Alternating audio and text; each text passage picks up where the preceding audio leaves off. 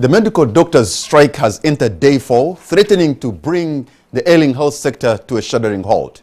What are the likely ramifications of this strike? And is this symptomatic of other crises that have crippled other sectors in the country? On the spotlight is the State Minister for Health, Dr. Joyce Kaduchu Moriku, a consultant urologist at Mulago Hospital, Dr. Fowler Odubu Jen, a senior consultant surgeon at Mulago, Mr. Robert Wanzusi, the NOTU Secretary General, and Dr. Ben Asimwe. In view of the above, all the health workers in Uganda and the general public are hereby directed that 1. The strike by Uganda Medical Association is illegal. 2. All medical workers who were misled to join the strike must resume duty with immediate effect. 3. All health workers who adhere to this directive shall not be subject to any disciplinary action. All health workers who resume duty shall be provided adequate protection by the government. 5. All the ringleaders of this illegal strike must desist from interfering with the smooth provision of medical services in the country. 6. All the interns who were misled to join the illegal strike must resume duty immediately. 7. All the interns who will not adhere to this directive shall forfeit their internship and shall be required to reapply for consideration. 8. All medical workers who continue to work during the strike are highly commended for being patriotic. I thank you for God and my country. Thank you so much. And further, to reaffirm what I am saying, I already have a circular from the Office of the President directing all the RDCs to monitor the health workers who have reported on duty.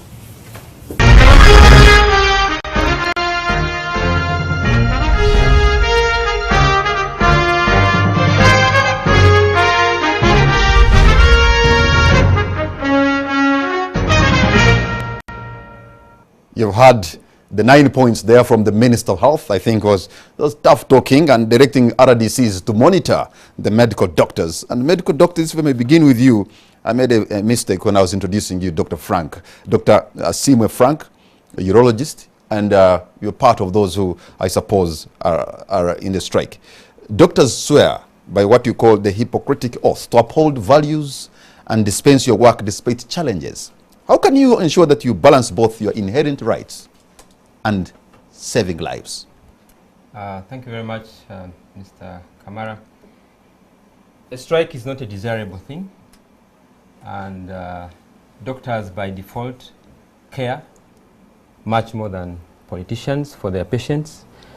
We put our very own lives on the line for our patients, and therefore it is not in the interest of the doctors at all. It is not in their modus operandi to strike.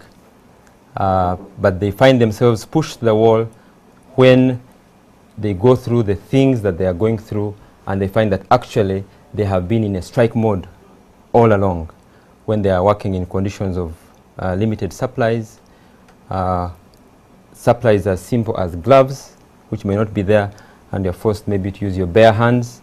So it is not desirable, both for the doctors, for the public, or for anyone. But having said that, in this particular strike and in most strikes, we ensure to take care of the emergencies. And that's what we have been doing across all the centers which are involved in the strike.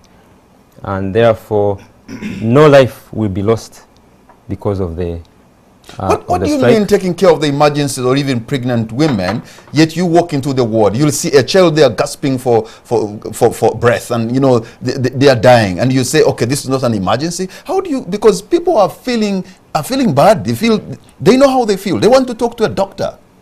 What you've just described is an emergency, and we'll handle that. But someone who walks in to complain or get treatment for an ailment which has been going on for a month, you know, Dr. Frank, I'm not coming to your office or to your hospital as if I'm just paying a visit. I'm coming to your hospital because I'm hurting. Yes, you are hurting. It's emergency for me from my home. And from my training, I am able to differentiate between a medical emergency and a social emergency or other emergencies, political otherwise. Medical emergencies are handled. We have what we call triage. It's part of our training, and we do it. And in all circumstances, triage is done, and if a medical emergency is deemed to be the case, that patient is handled. Honorable Minister, Dr. Asimwe is actually saying it's not only about money or pay, but also about the tools, the facilitation. He's talking about simple things like gloves. I will give you an example, even expand it more. I was in a hospital in Kawolo and a hospital in Mitiana. And what did I see? I saw medical doctors improvising, using charcoal stoves to sterilize equipment at the entrance of a theater. Yeah, thank you. Or even a charcoal stove on the trying to save babies under there on the incubator, something like that. Yeah, thank you. Let me take this opportunity yet again to thank all our healthcare workers, most especially the doctors who have decided to go on industrial action. Despite their decision to go on strike, they still gave opportunity to provide health care for Ugandans, only emergency health care. The only concern I have there is that, yes, that is really, we appreciate it, but probably we'll need to look at the schedules. We need to put who is working at what time and at what period, so that at one point in time, really we know that this doctor knows at this time, if there is an emergency, it's me on duty, or another doctor knows that, yes, here I am. Otherwise, really, if we leave it open, at one point somebody thinks there is another person, yet at the end of it, nobody is there to cover the emergency area. So that is the only challenge. Probably I see a gap. But all the same, we are hoping this strike will not take longer than what probably. You're a but let me come doctor back yourself, to, Honorable. I am a medical doctor, I am a minister, pediatrician. and I'm sure if you were not into politics, by now you'd be walking the same path with Dr. Frank. I have been in the front line. I have been in the hospitals. Do you hear their price? I've Do you been understand training their medical price? doctors. Absolutely, I say that yes, the issues that the doctors have raised are very genuine. But of course, we are still saying that yes, we'll have first had time to dialogue. First of all, we'll have first tried to see that yes, these are the problems that we have. Give us time to iron it out. But the fact that within this short time, that probably much has not been done, and they decided to go on to industrial action, it left the government with no option. Otherwise, probably if there was the humble time given, decisions have been taken, we will have probably look at this, the bargaining, what we have come up with. Has it been done? Has it not been done? If not, then let's go on strike. Nevertheless, let me talk about the issues of resources at the hospitals, most especially the medicine and the supplies. I want to say this categorically very clear. Over years, you realize the budget, especially for drugs and supplies, have remained constant for the last 5 years or so, despite the fast-growing population that we have, despite all the diseases that we do get. And leave along the issue of budget, even the resources that we have at hand, the money that we have at hand, if we really use it in a proper way, in a rational manner, prioritizing within our, taking priority among the interventions that we have, I think we could have made some difference. Nevertheless, the issue of managing the resources is another challenge, because sometimes we hear drugs from the source up to the end point does not reach the user. Okay. Even when it reaches the user, sometimes the way we manage, or it gets out. So really the challenge is there. But we are saying, yes, we cannot keep on lamenting every time. This is time that really we want to see that there should be a change in the health sector. Let me go to the senior consultant surgeon at the National Referral Hospital, Dr. Falal Jane Odubu. I mean, you've put in a lot of time training To train a consultant, I'm sure it takes a lot of time. But also, you are bound by your professional code of conduct to save lives. You've seen lines of patients in Iganga, in Mityana, in Movende, nobody to attend to them. When you remember about the oath that you took, and now you've decided to put your tools down, I'm sure you have dented your own image as medical doctors. Because surely you've been working all along. Why not just continue as you demand? Because there's a salary review commission at the Public Service Ministry, which is supposed to look through all the salaries of public officials, including you, madam. Thank you. Let me say one thing.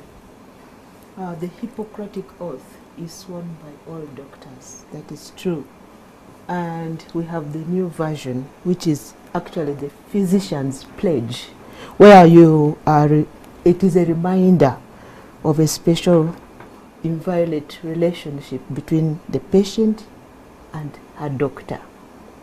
So the Hippocratic Oath should not be used to pin a doctor down and to make him or her look as if, you are being crucified on the cross because you've done this and that.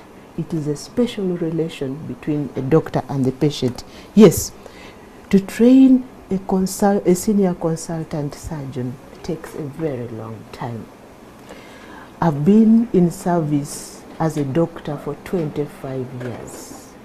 And it has been, if I'm to say, medical personnel are the patriots of this country because we've worked round the clock to save lives.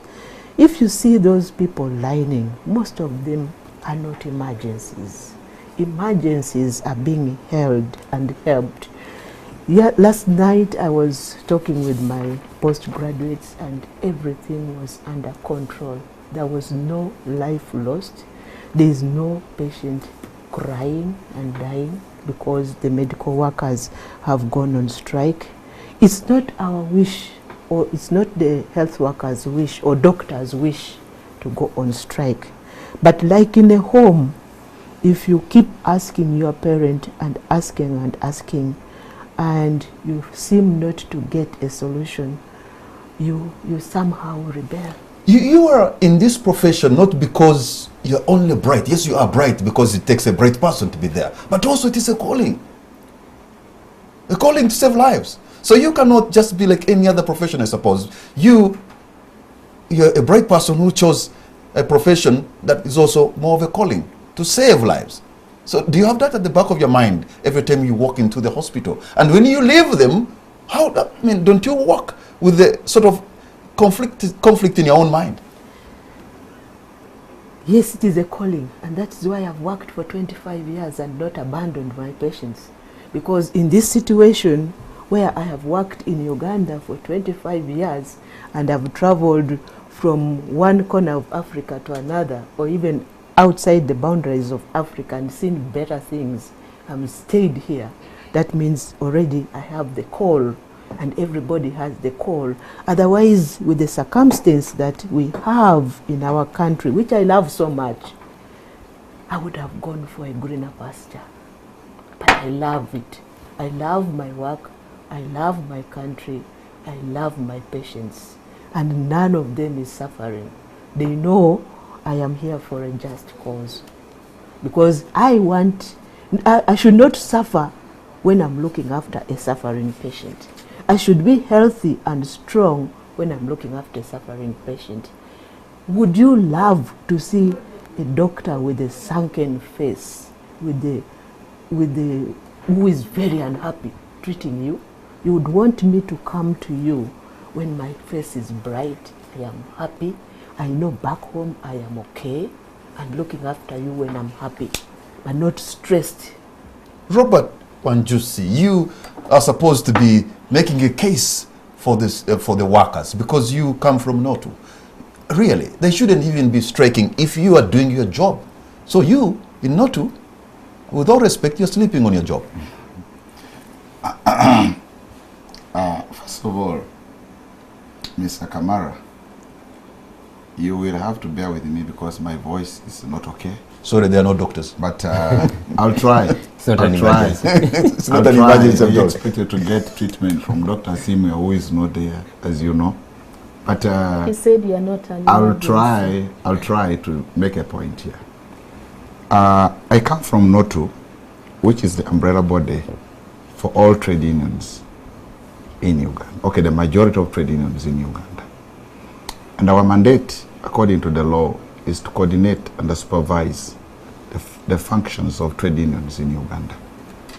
Trade unions are the only institutions in Uganda that are required to collectively bargain with the government. That's according to the law.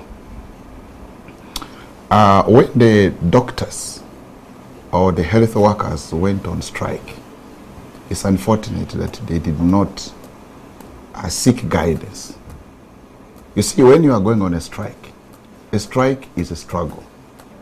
And before you go on a strike, you must make sure you are standing on a very firm ground, because the other side, will not take a strike, especially in the health sector, lightly. This strike you see here is going to end up, in fact, if doctors don't call it off and continue, it is going to be disastrous, even to themselves.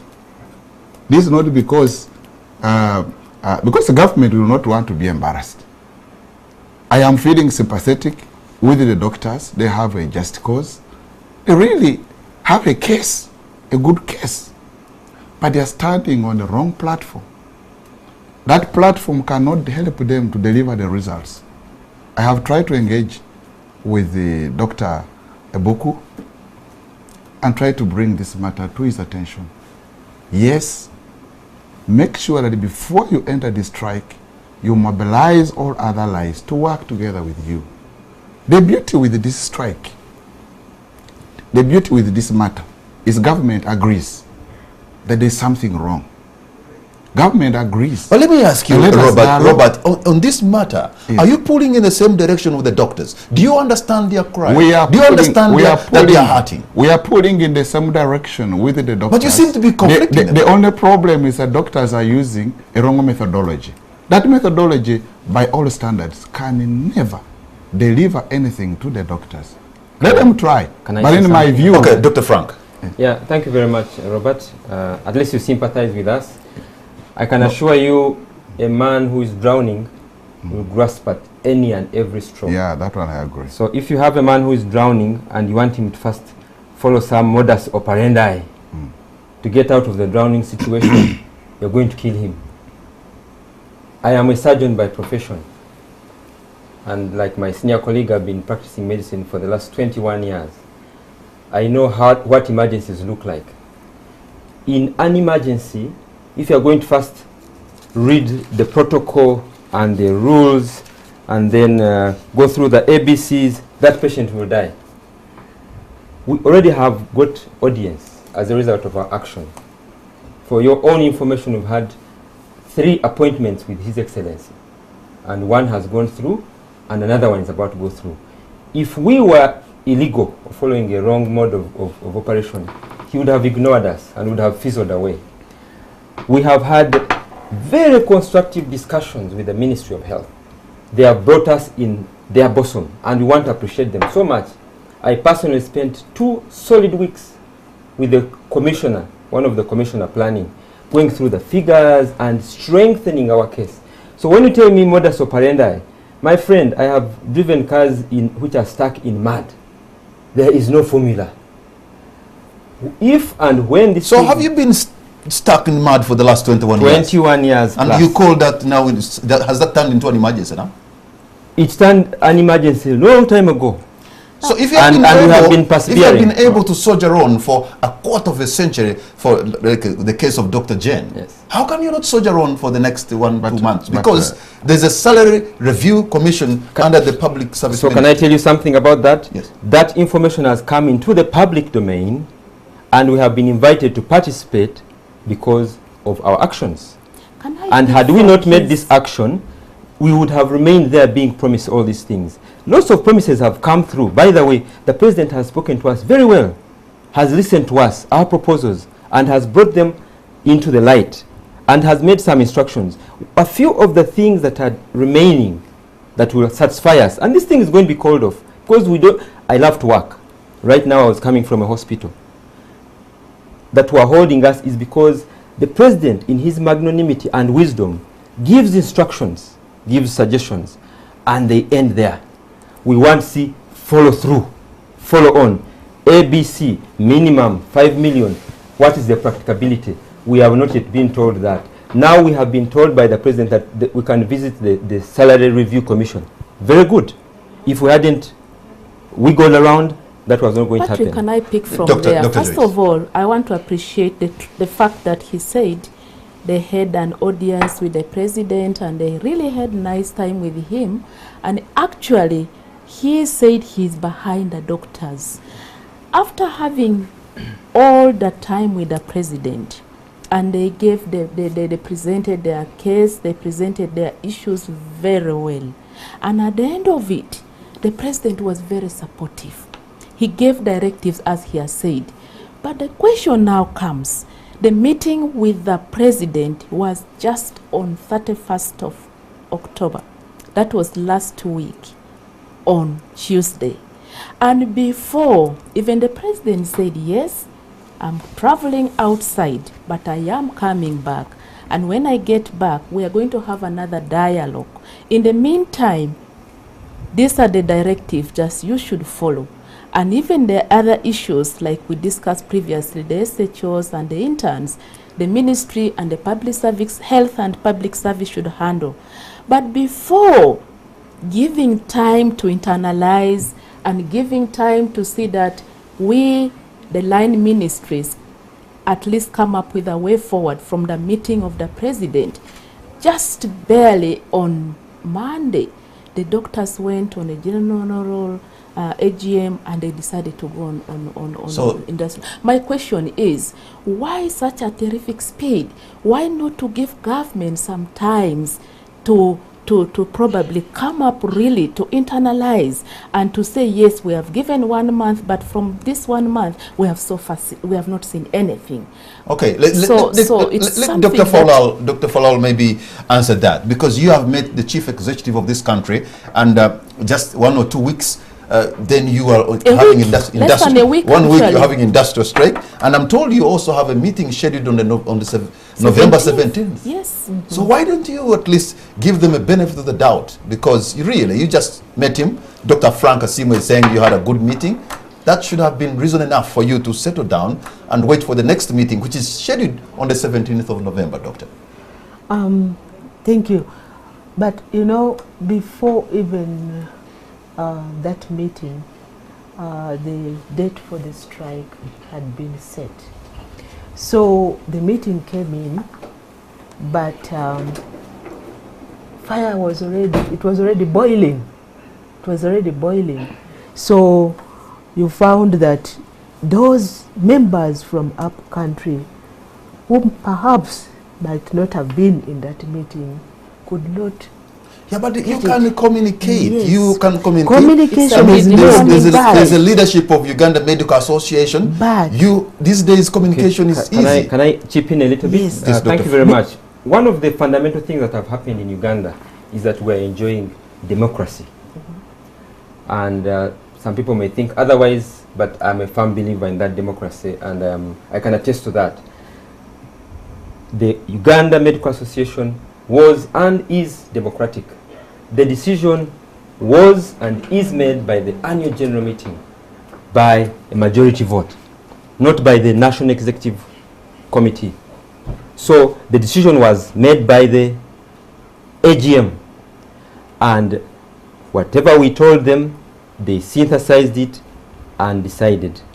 The best example of that democracy was that even in the presence of the Prime Minister, the other Minister of Health, the PS Health, the Minister of Finance, I don't know which, Honorable Bahati, people decided that we are going to go on with the strike.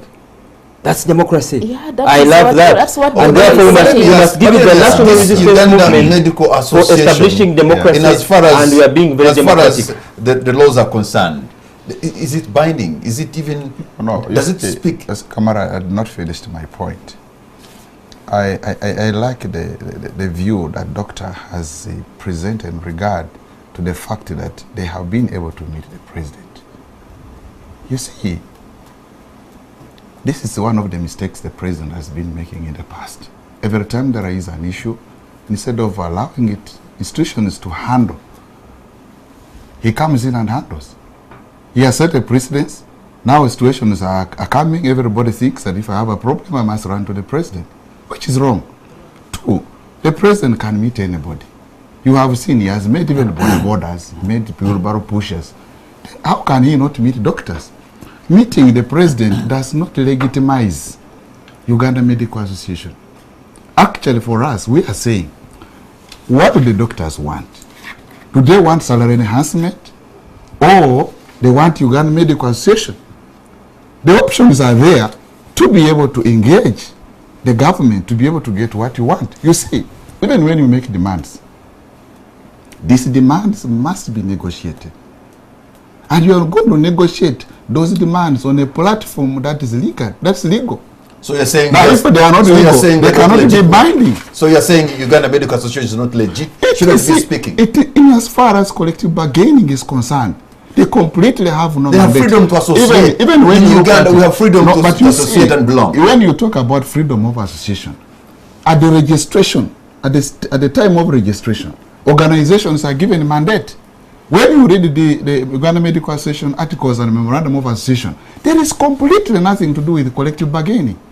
What exists there is professional work, management of assets. There is completely nothing to do with collective bargaining. What they are doing actually is beyond their powers. It's ultra-vires. So and if you continue, if you want, if you are from Noto and you're supposed to be speaking for the workers of Uganda, unionize, yes, platforms. How can you sort of ignore a person who's telling you, look, I need better facilitation, I need better pay, I've put in so much, I'm working under this. I expect not to disagree. I do not disagree. Pulling in the same direction. Not to the medical doctors of Uganda. Not to does not disagree with the issues doctors have raised. In fact, even right now as I come here, we have been in a meeting with government, Minister of Health, Minister of Public Service, Minister of Labor. We have been in meetings to ensure that issues concerning doctors and other health workers are addressed as a matter of urgency. But we are not going to promote addressing of those issues on the platform of Uganda Medical Association, because that in itself undermines. You look like you are also fighting for your own power center. No, Mr. Kamara, if I can just chip in something. I am not a lawyer. I chose to do medicine and not law. If I had taken the legal path, I probably would have done very well. Before me, I've got the certificate of registration of Uganda Medical Association and other things. We can submit them into court of law.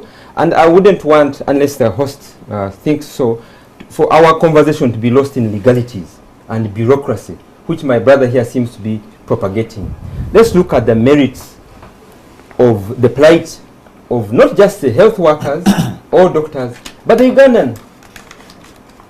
My senior here told you that we don't want an unhappy face.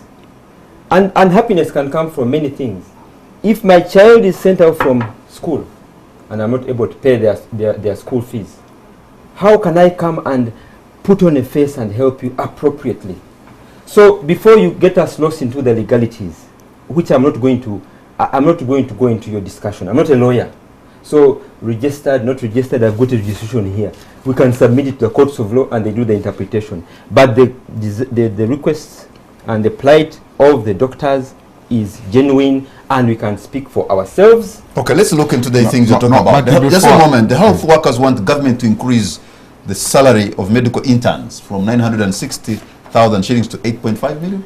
But Patrick, is that and you want medical and teaching assistants to earn 15 million to get a bedroom house, a 2-bedroom house and a 2,500cc vehicle.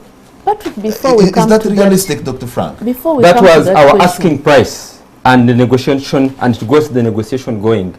We have since come lower, and I'm not going to divulge into the details of that because we are making good progress with public service, with the Health Service Commission, with Ministry of Health. We are making progress, and my brother from Notu is waiting for us like King Kong on top of his throne to receive us or dismiss us. But we are making inroads, my friend. And before this week is gone, or maybe next week is gone, before we meet His Excellency, we might be hugging and kissing with everything already answered. Okay, Dr.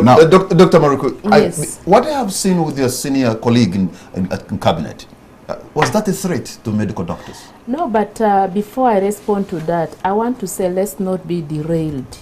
And it is very clear from the discussion, this is a predetermined strike. Before going to meet the president, as my colleagues have shared, the dates were already determined. And because of democratic activities, the date of AGM, that is why we saw everybody really wants to go on strike. And that maybe explains why all those and the way how the Prime Minister was treated wasn't really fair enough. And I think it's very unfortunate to have already a set mind for strike as we go to. But you also as government have a set mind on something else. When you needed 13 billion to go and consult your constituencies for Operation Jikwateko, I mean, it was gotten within no time. No, when medical doctors are saying, give us the tools, give us the facilitation, increase the pay, they say your mind is not set on that. No, the issue is not that. What I'm saying is that, yes, they have gone and met the president, but before meeting the president, there were meetings prior to that. We had meetings at the ministry, and as he said, we were moving further.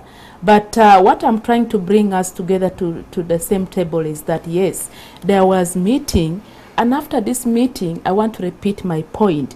We will have given benefit of doubt. First to have the subsequent meeting. If things fail, then we can go ahead. I just want you to explain this. How does a consultant doctor, like Dr. Fowler there, maybe earn 2 million shillings? You go in an agency or in an authority, you find somebody earning 40 million shillings. I'm not refusing. Look at that disparity. I'm not refusing. Unfair. Actually, we have been speaking the same language. I'm not really refusing the issue raised by the doctors. Honestly, it's very unfair to have a senior consultant like my sister earning something lower than a driver in another, whatever, commission, whatever you call it, earning almost 10 times what the senior consultant earns. That is really unfair. That's why we are saying let's have equity. Even if the resource envelope is not big, but if it is uniformly distributed, there is a sense of equity, so then we Dr. can settle. Achang is directive. So should that be understood to mean our a threat? issue is not the problems or the issues that has been put forward by the doctors. No, I think we have agreed. Even the president said he supports them. He's behind them. There is no compromise. The issue is now, it has happened. How do we move forward? I think we don't need to beat around the bush. Coming back to the question you raised about what my seniors presented, I didn't get you well, but I don't think it is really a threat. I don't think so, because she was giving at that point in time the position and what the government come up with as far as the strike is concerned. And I think they were really directive to the doctors, knowing that, yes, this is a profession, a very noble profession, that we really need to give our service to the people, but of course not on empty stomach. And we should not abandon the patient. But as we said, the emergency cases are still being handled. But I don't think what the statement she gave was a threat to the profession.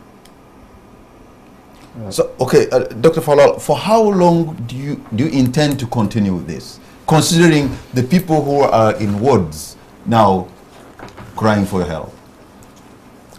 No, we are covering the emergencies and the meetings going on.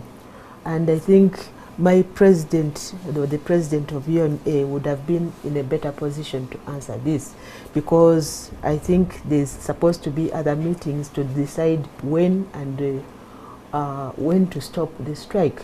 But to come to that still, you know, strikes have happened, not only in Uganda. Just our neighbors here had strike for 100 days. The nurses just stopped last week. No, in Kenya. Yes. There was a strike for 100 days. It went on. Israel, 5 months. Yes. And there is another strike which went on for 5 months in another country. But the number of deaths were very minimal because emergencies are handled. And the elective cases, that is the cold cases, are put on hold. Because for you to do a surgery on a difficult case, you need a clear mind. You don't have to handle it in an emergency situation. So emergencies are being held so that no life is lost.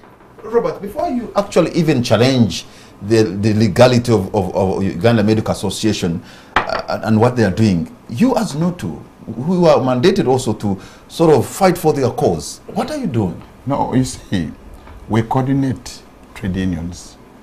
We only come there to support trade unions. I'm saying on this particular issue, there are two unions. On this particular issue, on medical doctors, what are you doing? On these particular issues, there are two unions that are involved in negotiations with government. That's Uganda Medical Workers Union and Uganda Nurses and Midwives Union. We believe that when you are handling matters of health workers, you should not do so selectively. Because when a doctor is working on a patient, he does not work on that patient alone. He has other people with whom he works. So when you present demands for doctors, you should take care of the nurses, you should take care of the other lower cadre staff. Now, when we look at the proposals presented by the doctors, you are looking at issues only connecting to the doctors. If that so happens that the doctors are given a salary increment, you are creating a problem there. What happens to these other workers who are equally doing a very important job? You will find that the following day they will also lay down their tools, because the process of negotiation is not being holistic. And in our view, as an umbrella body that is dealing with all workers in Uganda, we see some level of unfairness there.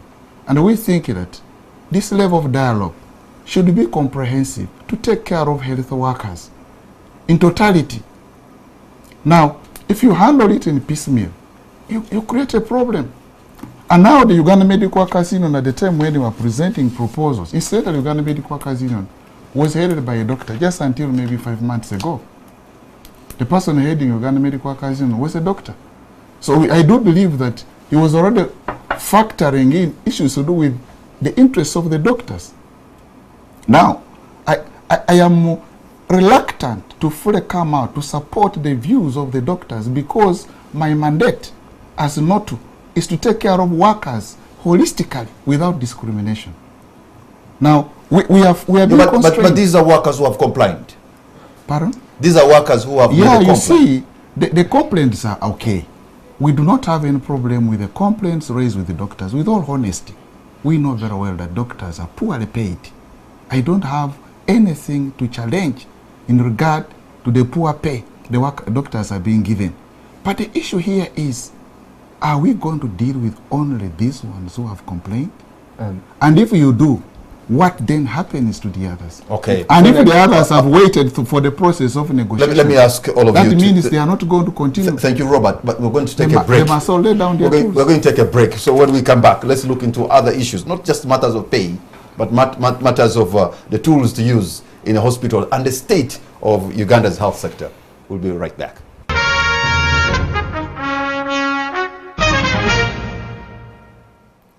Welcome back. You're watching On The Spot. My name is Patrick Kamara, and my guests tonight are Dr. Simo Frank, a urologist from Mulago National Referral Hospital.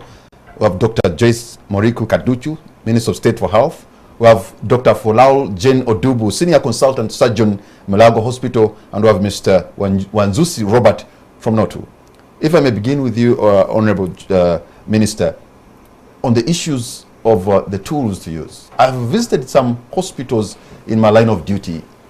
One, I think, was Kiriandongo, something back. You find the health workers and the people, the attendants, all of them lining up on one borehole that is supposed to give them water, like 300 people. You go to Kawolo Hospital, I found they had sunk pit latrines all over the place because there's no running water. They have even run out of place where they can sink a pit latrine. You go to Metiana at one point, like I told you earlier, you find somebody's using a charcoal stove because the autoclaving machines died long time ago. Really. And you go to the ward, they're overflowed, overflooding with patients. Some of them are down on the floor. When they ask for some of these things, they're not asking for too much. Yeah, I think that is very true. I want to say that, yes, we are discussing issues of human resource for health, but of course knowing that human resource for health is one of the most powerful assets we have for service delivery. But besides that, we have the infrastructure, which infrastructure government has really invested quite a lot in terms of rehabilitation, in terms of improving the structure and facelifting. And of course, I want to make this very clear that we usually plan and move in a planned manner in terms of priority, one at a time, because we cannot do everything at a go. Yes, a lot of focus has been on infrastructure, but of late, we've paid attention to equipments, but not every equipment is 100% that is true. Not all facilities have got the needed equipment. There are those which are really critically equipment needed, which are there, but also there are gaps. But by and large, I want to say that yes, even if we have gaps, there are also issues of usage of the equipments. I must say that yes, we have challenges as sector, as ministry, but also the users have got challenges. You see also in some facilities, example, I give you a mere example, where you have delivery set. Thank God I'm also a doctor with like my colleagues. You see that delivery set is being used and soaked in jig, and usually when you soak those equipments, it's supposed to be within short period of time, but it can stay there over. You move in many facilities, equipments are rusted. Within short time, they are gone nowhere. And sometimes the attitude, we really talk about, yes, we need this, we need this, we need this, which I have not refused. We have gaps, yes, but also our attitude, the way really we use these equipments and the way how we care for this equipment matters a lot. And that is why sometimes we talk about... Honourable Minister, you are also a member of Parliament, yes, and please. you have to do a supervisory role as you go to your constituencies. And I've been doing that. Yes, very you are much. also a minister, and if the ministry, there's something wrong, you're culpable. You have political responsibility to clean up where the problem is. Absolutely. You cannot just say there's a problem there. You have a responsibility to solve it. And you I cannot be organizing with the rest of us. I think the question is that why are we having a lack of equipments? I'm trying to explain why we are having the lack. Of course, why there is problem or there is lack of equipments, or some of them are not functioning. That is why I was trying to bring in to explain. But of course, if there are problems, we have to get solutions to that. I'm not denying. But what I want to bring to our attention, apart from the attitude, when you talk about health, we look at it in a holistic manner. There are social determinants of health that you cannot do away with it. When you talk about, you just talk about latrines. You have just talked about the water issues. You cannot improve health service delivery without handling social determinants of health. Typical example, the issue of latrines. Leave along the ones even at home. Sometimes even the usage, there are people who may construct it, but the usage is a problem. When we talk about example in the health facilities, the way how they are constructed, the way how they are used, the mindset of the people, the culture of the people. So we are dealing with a holistic manner. I give you example. You bring a child to doctor treats that child with for malaria or for diarrhea, but way back home the environment is not favorable. Mosquitoes are all over the environment. Is not sleeping under mosquito net. The drinking water probably is not clean. But there was a time in this country, Dr. Joyce, yes, when we have an effective inspectorate kind of division for almost every ministry. There would be a health inspector in every village. And if you didn't have the ABCD, the drying line, you don't have the pit latrine, you don't have a granary, you'd pay for that. You'll be punished. But that died. And there is a system, there's a government that should take responsibility in empowering people and ask them, if you want to avoid diseases, then some of these things are preventable. Where are your health inspectors in the villages of Uganda? Too much on curative, and as the ministry, as government, the roadmap is on preventive. And what you are talking about is exactly the strategy that has been put at the ministry so that we move away really too much with the curative. This strategy was there. This strategy has been neglected. It died. It Why? was neglected. Now we are trying to killed resurrect it? it. That is the Who question. killed it, Honorable Minister? It is a collective responsibility, my brother. It is a This collective because collective irresponsibility. it is a collective Because- responsibility. But that's the truth of the matter. Dr. Faulal, you know, when you ask for increased salary, which is fair, how about those radiologists? How about those lab technicians? How about those people who are supporting you for you to be a senior consultant surgeon? You have a number of people you have to work with. And I think that's what Wanzusi is talking about. You know, when you're working as a team and the lead person is given a satisfactory salary, we believe it will trickle down in equal proportions, including all other health workers. Because when I'm in the theater, I don't work as a surgeon alone. The nurse is there, the cleaner is there. Are you making a case yes. for them also? Yes, in this? yes, it is clear. It is clear if you see the documents. It is there. Frank presented it properly when the meeting was held with His Excellency, and it was very clear. All these cadres were inclusive because the nursing team were there in that meeting. You know, somebody wants to know that, as a note to, what case have you defended for the workers of Uganda and has succeeded? No, it's literally, Kamara, we don't represent only workers in the health sector. Yeah, what I'm saying, yeah, but which case have you fought for, and you say these ones, we have fought a good fight, and we have a precedent, so even UMI should look at you, sorry, Uganda Medical Association should look at you because you have a record. Where is the record It's literally of your successful bargaining? Even the doctors themselves. I know that it has taken a bit of time. Wanzusi, But I want where the is time. your record of successful bargaining before they can even come to you? You see, the record in regard to the doctors themselves, they received, the last salary increment was as a result of a struggle by Uganda Medical Workers Union. No, Uganda Medical Association. No. 1995, I was in 5th year medical school. Before I It started my was internship. Uganda Medical Workers Union in regard to the agreements that we have with government. Uganda Medical Association under Mungerera simply joined because they did not have we were that under mandate. Dr. Riomoki that time. Riomoki was a member of the medical association. Oh yes, Mungerera came later after Riomoki. Riomoki has been a general secretary of Medical Workers Union from Where, 1994. how far back does your history go, sir? 1995. 1994. That was the first strike we From can remember. 1994, When the military was called in. He was the general secretary of Uganda Medical Workers Union until this year. I'm talking about Uganda Medical Association.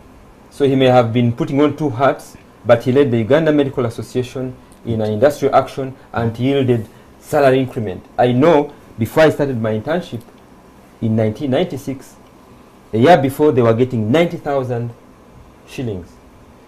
The year I joined, before I joined internship, they went on strike and the salary was increased, and so I started at 180,000 in 1996. Is that documented anywhere? To Oh, the yes. best of my knowledge, Yomoki has never Your been knowledge a has got chairperson. some gaps, sir. Has been, but I'm telling you, I've been around the labor movement for quite a while. You may not agree with me for now because of the procedure, but what I'm telling you is a reality. I'm speaking on air. Dr. Yomoki is listening. If there is an opportunity for him to call, he will let me, he will challenge me. 1994, when Uganda Medical Workers Union was registered, Dr. Yomoki became the general secretary.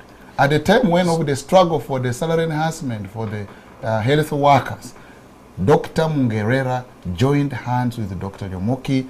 That is a time when government allowed them Okay, to now, negotiate. Wanzusi, how do we stop you asked me a Uganda? question. You asked me a question. The cases that we have, that shows that we are fighting for the rights of workers.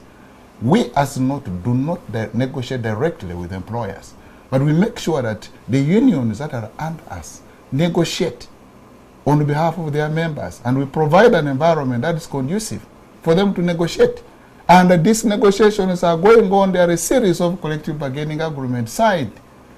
If you want me to show you a heap of them, in my union where I come from, for example, this year alone I've signed close to 30 collective bargaining agreements on the salary increment, on general working terms and conditions of service. So these things may not necessarily go and show them in the media, but we are negotiating for the workers. That's why you find some level of content amongst the workers. But we also are aware that there are workers who are not contented. Like you know, you are right now annoying a Ugandan worker who is poorly paid. I do not need to annoy them, but I must be able to tell the workers the truth. I do not want to do this work like as if I'm becoming a populist. Because if I misguide these people, if I misadvise them, they may not like my advice. That does not stop me from telling them the truth. It is my duty to tell the workers the truth, so and how, pursue things in the right way. So that if they reject... Honorable Minister, how can we stop Uganda from always becoming a net producer, I should say, or a net exporter of doctors in the region? Because that's what we're doing. Ugandan doctors in Rwanda were well paid. Ugandan doctors in Swaziland, in South Sudan, and in Kenya. That is what is happening. And government is putting in a lot of money to train a medical doctor like Frank. You know, through a university, a lot of money has been put into them. To train a consultant to their level, a lot of money has been put into them. And after that, you export them because you cannot give them the tools to use to work. I think the underlying problem or the root cause, because we cannot treat symptoms, we have to go back to the root cause of the problem and treat accordingly. The root cause of the problem is really by and large low pay, the low wages the doctors are getting. What they get is not according to what is out there in the market. And I think this was very clear. It's not something that is secret.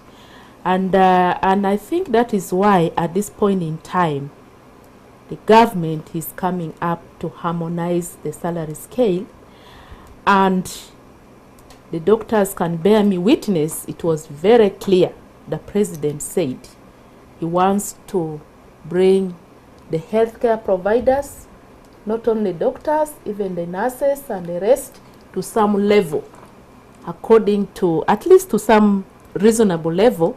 But then, of course, the scientists should be according to how they are paid out there in the market. So that is one of the root cause. And I believe once this one is harmonized, really, we shall be having the doctors more than what we need in the country. So if they continue with this strike, are we likely to see seeking help from the military to bring in the military doctors to we cannot go to that. We cannot go to that. But the medical army doctors can go in the hospital, can be ordered to go to the hospital. They have even done something like that. The doctors just told you we are progressing very well. We have moved so far very well, and I think steps have been taken. My senior ministers just said about the senior house officers. At least we have made a very good progress. About the intern doctors, very good progress have been made, and we are still bargaining. We are very hopeful. But even then, this is a labor dispute. It is not a criminal offense. So there is no way you can bring in. No, I'm not saying to come and penalize, to come and do the job. If they are patients, there are doctors who can get into the hospital and work. But let me say, doctors just said he loved his profession, she loved the profession, she loved her job. If really it was all about not working for the patient, by now she will have gone out of the country.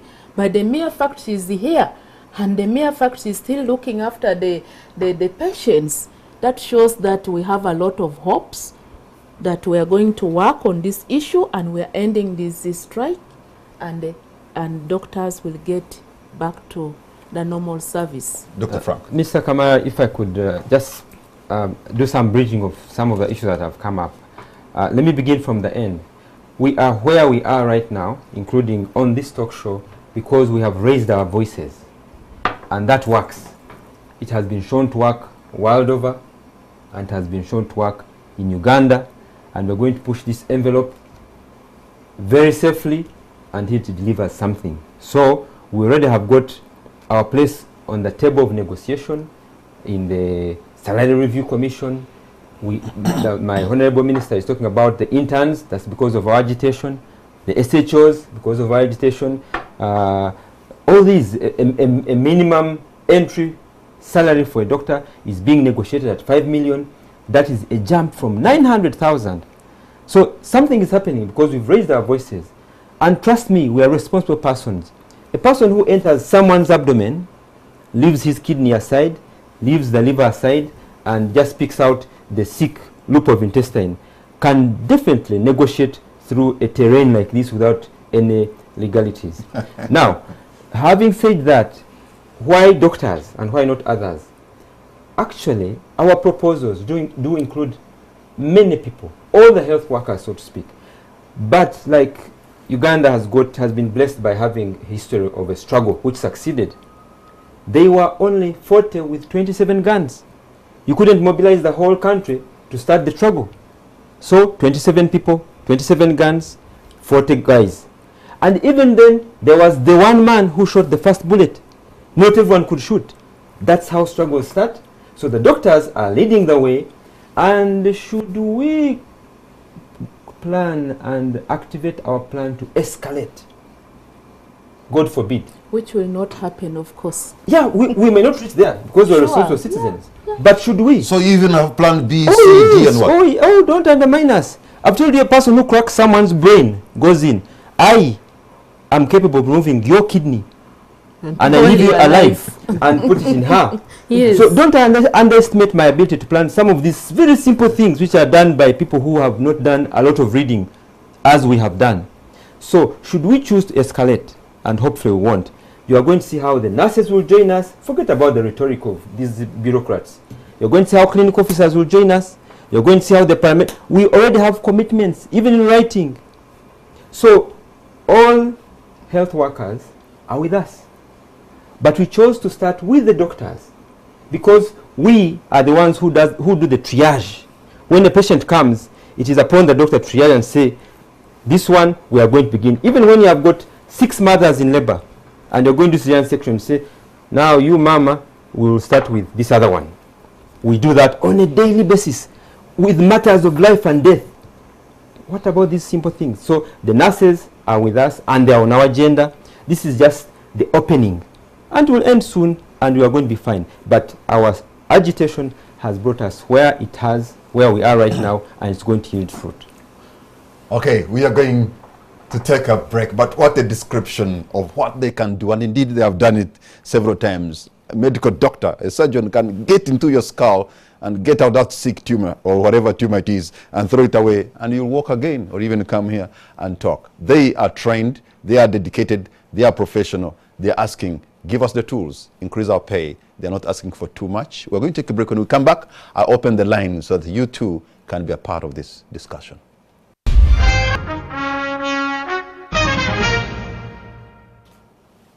Welcome back. You're watching On The Spot. My name is Patrick Kamara, and my guests tonight are Dr. Sima Frank, a urologist, Dr. Jace Moriku, Minister of State for Health, Dr. Falal Jane Odubu, Senior Consultant, Surgeon, and Mr. Robert Wanzusi from NOTU.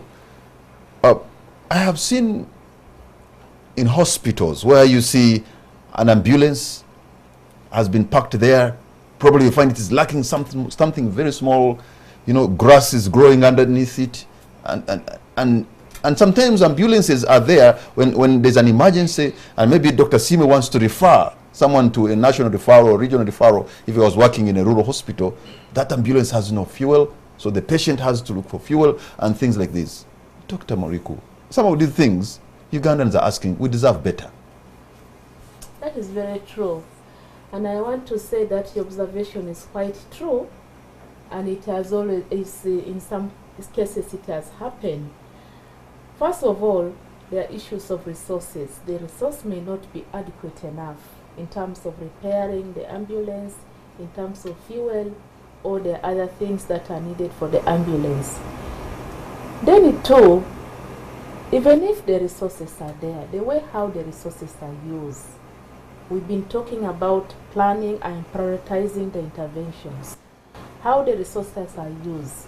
At times, resources meant for repairs of ambulance or for fuel may be diverted elsewhere. That one might be the problem. The third one is the personnel, the managers. if you see critically, we really have sometimes problem with managers within the facilities. Okay, let me put that question, Not Dr. all Faulao, managers, because but some there's a problem with the managers within the facility. Sometimes you have the equipment, but the way you handle them, according to the minister, who has also been a medical doctor, is the way how this equipment is handled is wanting. Thank you. You know, equipment is not meant to last forever. They are supposed to be replaced. Some of the equipments we are using since the hospital was built. So you cannot imagine them to be working. And then, you know, medical field, like any other scientific field, is ever progressing. New equipments are being got, and many things are getting invented. People are now doing robotic surgery, but we are still down there to the bare minimum surgery that people have left a long time ago. So modernity has left us behind. We are still using the equipments which were there long time ago when the hospital perhaps started. If you go to in other words, you're saying people should be thankful that you've been able to use them for decades. Yes. The same equipment. The same equipment. Dr. Yes. Moriko, I went to one of the hospitals and I saw a doctor was showing me the theater, and one of the operating bed, it was stuck to a certain angle, stuck at an angle. Welcome to our world. There you are. Yes. Thank you. That is very true. I don't want to disagree with you because myself have moved to a number of those facilities, especially Health Center 4. The Center 4, they've got challenges because, first of all, the designs of those theaters, they may not be really fit to what is supposed to be theater, because theaters are designed in a special way such that the ventilators, the drainage, how the tables are placed, the light and what have you. So certainly there were challenges, but not all, of course, but some of them have got challenges, and others, as of now, we are trying to put in the right shape, like others that can be put.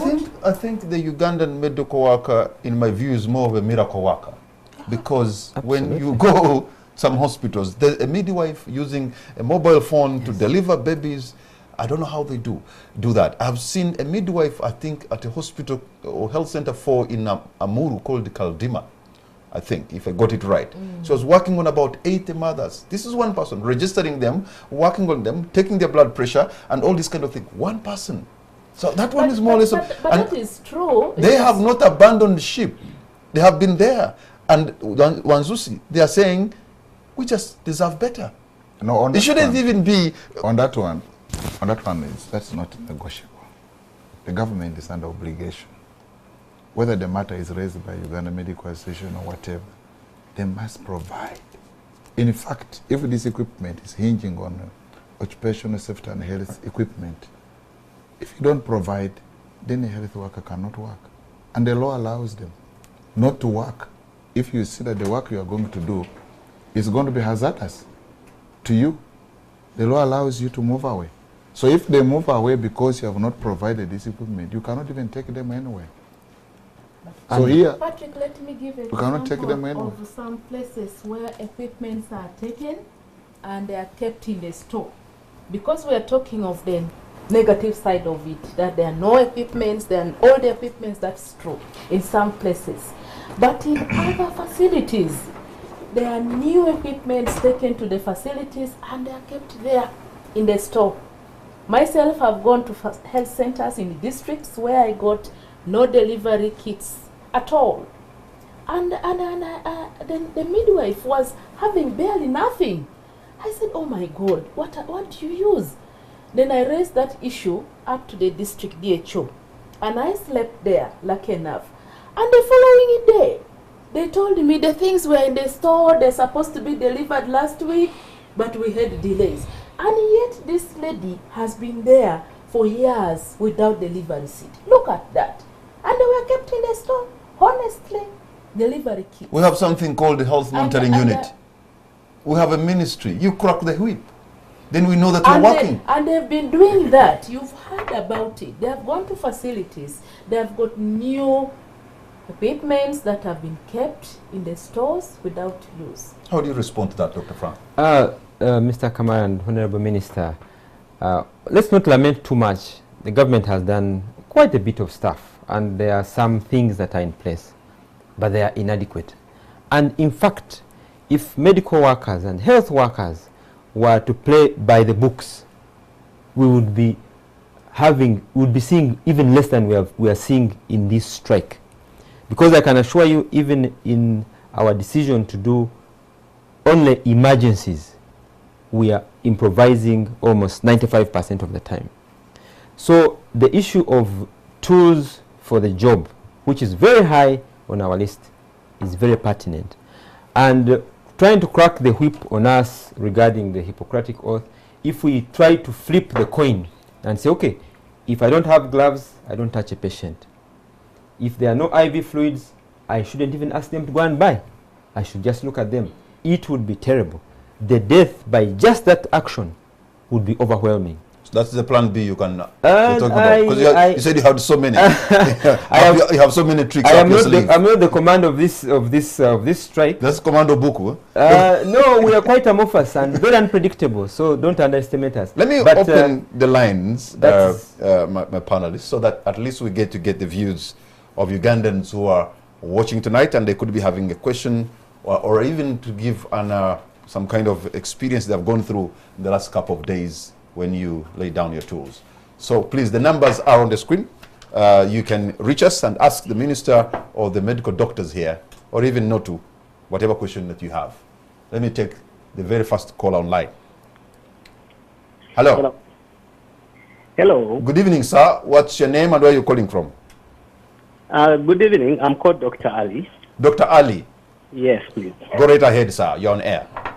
All right. The problem we're facing as a medical fraternity, yes, is just enormous. You can't even tell the extent of decay we have in our system. Hello? Yes, you're on air. Go right ahead, sir. Yeah, part of the problem is the lack of seniority in the system. What happened at one time is that the government increased the salary of medical officers and left the seniors out. At one point, oh no, I seem to have, there's a disconnection to Dr. Ali there. He was making a case. How I wish we didn't lose that connection. But let me take another caller. Probably Dr. Ali will call again. I have a call online. Hello. Hello. Hello. Okay, I seem to be having problems with the phone lines. I could complete his question. Okay, he didn't. I could complete his question. Let's have. Hello. Yes. Hello. Yes, you're on air. What's your name, sir, and where are you calling from? My name is Bob from Tinda here. Okay, Bob, you're on air and you're loud and clear. Yes, and what I'm saying yes is that you have a problem. We have a problem because we are operating on a rudimentary system. If pilots strikes, they go on strike alone, but they work with ground staff. They also work with aeronautical engineers. When lecturers strike, they go on strike alone, but they work with support staff. Now, NOTU are operating under a rudimentary law, which is obstinate. They have no business interrupting the doctors. Let the doctors deal with their issues. The nurses will be dealt with separately. NOTU are there to waste their time, to waste your time. They shouldn't be on that forum. I thank you. Thank you very much, Bob, in Intida there. Let me take, maybe I'll take two more callers and then we can... Hello? Yes, I would like to ask a question. Yes, what's your name, sir, and where are you calling from? I'm calling from Barara, and my name is Dr. Samuel Maling. Go right ahead, Dr. Samuel. Yes. Go right ahead, sir. My issue is, yes, so thank you very much for the show. And I would like to thank the three doctors who are in the studio. And my issue is that the strike should be solved as soon as possible, because if not, the patients are going to join because they are suffering, they are witnessing the problems which are taking place in the hospital, and if they join, then the situation will be very complex. Thank you very much, Dr. Samuel, calling from Barra there. I think now that is trick number 3. The doctors on strike, they can now say, give us the tools. If you don't, the patients will join in. Who knows? How about the caretakers and the people who are taking care of them? That could be a combination of that we may not handle. Let me take another call online. Hello. Hello.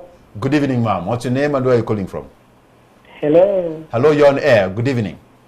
This is Dr. Wasa from Mulago. Dr. Wasa from Mulago. Department of Obs and Gynae.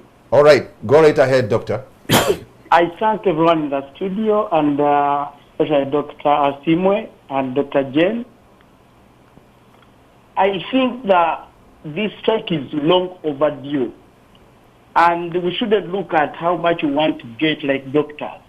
But when you look at an environment whereby I'm a surgeon and I'm in the theater and there are no sutures, there are no spinal needles, there is no light in the theater. At this time when you're having a ruptured uterus, and there are no essential drugs, no BP machines, and someone says we are planning. What kind of priority? Why do you buy sugar when you don't have salt? They should even stop putting those big structures and they first look at these young patients who are dying. It is so traumatizing to be in the theater and you lose someone because you don't have sutures. For sure. Thank you very much. Okay. That sounds like a person who has been on duty and has seen it all. And I think it's speaking with a lot of passion, but also with a lot of pain. Passion for his profession, but pain to see that something small could maybe save lives and it is not available. Let me take a last caller. Hello. Online. Hello. Yes, good evening. Good evening, sir. What's your name and where are you calling from? I am Ankton. I'm not a doctor. Okay. I'm calling from Unsoba. Everybody was calling was a doctor. Yeah, you know. I'm an economist, so I'm going to talk from that point of view. Okay, sir. For us in economics, we say that prices must be determined by forces of demand and supply. Mm-hmm. Ever since we were young, when we were studying, we knew that being a doctor is special. It is usually the best students who went for that. And when you look at the supply, there are few. We don't have enough doctors in Uganda. I heard the minister saying that they are forcing them to go back. What if they refuse? Does she have some parato doctors that she's going to bring around? I don't think so. In 1995, they called in the army, the military doctors to take over, to treat the people. Probably they're going to try that. But when I'm looking at it, according to me, if there are only people who have a right to strike and every Ugandan can follow them and nobody should say they are asking for more, it's the doctors, because they're only people who are doing what nobody else can do. I'm looking at other people, like, for example, in the Uganda Revenue Authority, who are given a lot of money, and I am saying in case you don't give them money and they don't want to work, if you advertise it tomorrow and you want people who are doing accounting, you can get 10,000 who are outside there looking for jobs. Even those people who are in the judiciary who are striking, tomorrow, if you wanted them to be out, you can get 10,000 of lawyers who are walking around who can go and do the job. It is only the doctors that we don't have enough in supply. So the forces of demand and supply are saying that if the government was serious, the only people that they could never play with, and added to the fact that they are saving people's lives, and therefore in case they had a strike, you see, they are kind enough that even when they're striking, they say still we are working on the emergencies. But if they were that harsh and they said we're also not working on emergencies, it shouldn't have been the doctors who are striking, it should be us. And I'm asking myself a big question, that when you look at the budget that came out last time, the 2017-2018 budget, just the State House was allocated 238 billion Ugandan shillings. And that is just for something like less than 1,000 people who are living inside there. And so that the president can walk around with bags full of money and throwing around. And the doctors are all over there crying. Because you see, if you have denied the children food, it's okay if you say I don't have money. But when they find you eating chicken, the children are confused. So doctors, I'm very sorry. I was raised by a doctor. He was my brother. I feel like my heart is with you, but I don't know what this government is thinking. Thank you. Thank you very much. What a passionate economist they are, also pitching in for the medical doctors of Uganda. But there's an agreement here, including the minister and the other people, that really they deserve better. So the issue is, how do they get to what they deserve? I think the Honourable Minister accepts because she's also a medical doctor. She knows, she's been at the front line. She knows what it is like. So now, how do you really reach there? How do you get to what they need? So that, how are we likely to get an agreement between you and them? Yeah, I think the issue of salary, we are just repeating ourselves, but it is important to put emphasis a lot on it. This issue has been talked over and over, and I think the most important thing is to accept that yes, there is a problem. And how do we address this problem? Which problem has been accepted? And I think the first step is to have the Salary Review Commission under Ministry of Public Service that is trying to unify, try to harmonize the salary structure across all sectors. Because today is doctors, tomorrow you will get again the lawyers coming in, other professionals coming in. And the government say no, let's at least have this problem once and for all and handle it, such that we have a comprehensive review of salary scales. That is being done, and we are very optimistic. I think we sang it over and over. And the Minister for Public Service came up openly and said by the end of this month, we should be having a draft of the document, which will go to cabinet. From there, it moves to parliament, and certainly we should be able to have this. Okay, and it is so exciting, really, and it is really, I think the doctors made their demand, which was given, permission given for them to have an input in that document. And that is where the concern of our brother Anthony could be considered, that yes, this is the entry doctor. What is really the market? What is the market price? How much, if this doctor was elsewhere, how much does the doctor get? I think that is where we are now bargaining, and that is what even His Excellency said. So I want to say that, Anthony, we are very optimistic. We value the doctors, we love the doctors, all the healthcare professionals. I think really what have these other countries in the region done that is fundamentally so different, and they seem to be better than us in paying their medical doctors? And we have seen the flight, even a country like South Sudan, that is the youngest nation, I suppose, on earth, and a country that has just emerged out from a terrible war of genocide in Rwanda. Swaziland, a small kingdom, they seem to be attracting the doctors, and they are happy there. How? That is very true, Patrick. We have to look at the revenue, what we bring inside, you know, what we get and keep in the envelope.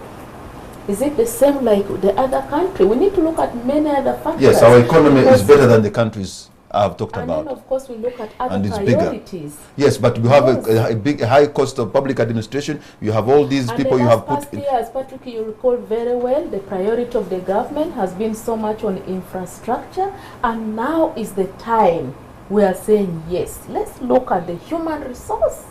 I think we are moving in the right direction. Mr. Kamara, and it's our prayer. What would be the use of building a road? I have seen some case, I'm not going to talk a region, where a road, tarmac road is there, but people have decided just to dry cassava on the road. What is the point? Yes, it happens. Yes. Oh, well, that might be by choice, but the importantly, really, for us to develop more, one of the key things we need is the road network. Okay. Our time is almost out. Let me begin with you, Robert, to make your concluding remark, but also remember to respond to one of the callers. Yeah. Thank you very much, Kamara. I want to, first of all, respond to this caller who said that what business do we have with the doctors? We should allow the doctors to manage their own business. These doctors, a very sizable number of them, are members of Uganda Medical Workers Union. Uganda Medical Workers Union has got close to 40,000 members in the health sector. These are proven records. And this union is an affiliate of NOTU. If we did not have this membership, we would not have any business with the health workers. But because the members are there, we think that we must have a say in what goes on in the health sector. And one of the reasons why we think we must have a say is that what currently is being articulated does not seem to address all the interests of the health workers. And it's our duty to ensure that nobody gets disadvantaged. Now, on the question of what the doctors are demanding, NOTU believes entirely that doctors are unfairly treated. We believe that doctors are unfairly treated, health workers are unfairly treated, they are not properly remunerated. The conditions under which they are working are really deplorable. Forget even this Mulago, wherever, move up country and see what happens. My mother died in the hospital, and I remember a doctor who struggled literally with nothing. And actually, when my mother died, I was very happy with that doctor because the doctor really tried, but there was nothing much he could do at the time. But I want to state that the doctors must maintain their ethical code of conduct by making sure that these demands they are placing are done properly. Okay. In this process, I might represent a very unpopular view in the circles of the health workers, but I can assure you, if you don't take this path, there's a likelihood you'll face a very big challenge. Okay, Dr. Folal, you're parting short. Yes, thank you very much. As a senior consultant, I would like, one, a very good working condition, because I teach my medical students, I teach the postgraduates as I work on patients. And if I do it in a situation where I am improvising everything, then that is how this young upcoming doctor will think things are done, which is very wrong. Two, when I compare myself with the remunerations of other sectors within the country, then I feel that I am disadvantaged because of all the efforts I have done, and that is the peanuts I'm getting, let alone the other region, I mean in the other countries around us. I will conclude by saying, when I was growing up, I grew up in Kampala, and I'm a daughter of a police officer, may he rest in peace. We stayed in the police college, and the police college was a police college. The East African Airways used to bring patients in Naguru, which is now the headquarters of police. It was an airfield.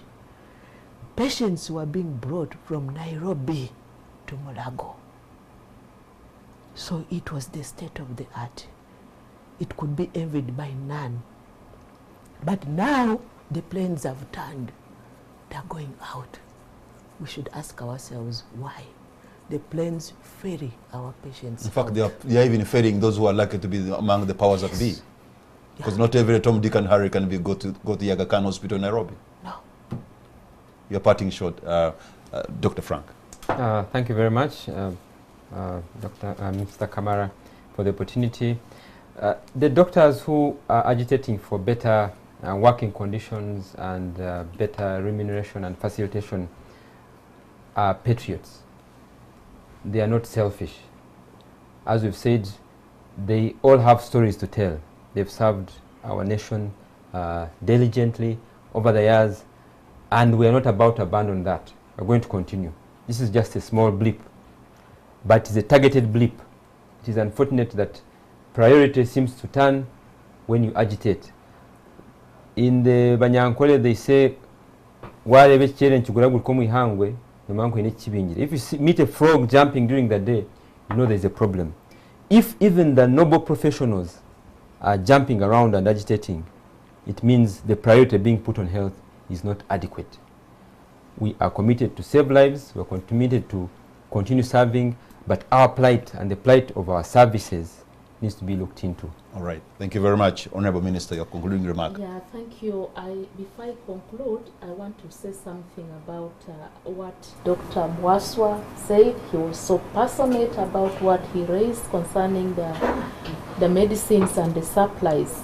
Yes, at the beginning I talked about it, and I want to appreciate really surely there are challenges that the doctors have brought down there in the field. The issue of medicines and supplies, these are real. First of all, the budget has been really constant for quite a period of time, despite the increasing population, despite the disease burden that we have. Secondly, we also get challenges with the proper use of available resources that we have at hand in terms of setting priority with the intervention we have. For example, really, gloves, the essential things versus something that probably does not need, is not urgently needed to use at that time. So we have problem there, setting using the resources we have in terms of priority interventions. And then thirdly, managing the supply chain. It has been a problem, but of course you cannot compare the magnitude of managing the supply chain to the budget. The issue of drug transporting from the source, from where it is, sometimes it disappears, doesn't reach facility. When it reaches facility, it's also not there. Those ones we cannot overemphasize on it, but it also contributes to some extent. And then of course another extent is that surgicals, there is no compromise. Obstetric, no compromise. But other conditions were too much on curative versus prevention. That is what I can say. But in conclusion, I want really to appreciate all the healthcare workers. The healthcare workers are really, they have done so far their best, despite the challenges, the constraints they are going through. And I want to say, yes, the government really cares. And sometimes because of these priorities, because of, you can't do everything at the same time. But now, right now, much as they're handling emergencies, we are not seeing so many mortality, which is very great. And finally, take it from me, we are ready to dialogue with our colleagues in an amicable way, and such that this strike comes to an end, so that we have a win-win situation. But we appreciate, we love them, and we are ready to work with them. Every bad opportunity comes with a silver lining. Yeah. Thank you very much, Honorable Minister. Thank you very much, Dr. Frank Asimwe. Thank you very much, Dr. Falau Jane Odubu. Thank you very much, Mr. Wanzusi Robert. And all of you have been a part of this. You have heard the cry of the medical workers in Uganda. I think, let me re-echo the words of the minister. She appreciates what you have done. I mentioned earlier that I think you're just not medical workers. In my view, you're even miracle workers, because the way how you do your work is commendable, even though you have don't have all the equipment and the pay is meager, but lives are being saved. You are improvising every day, and you have not abandoned the patients and the wards. You are there every day and every night. How I wish they do not take a notch higher, like Dr. Frank has said. This has just been a blip. Who knows what kind of tricks they have up their sleeves. Let us not tempt them to go a notch higher. Good night, and God bless Uganda.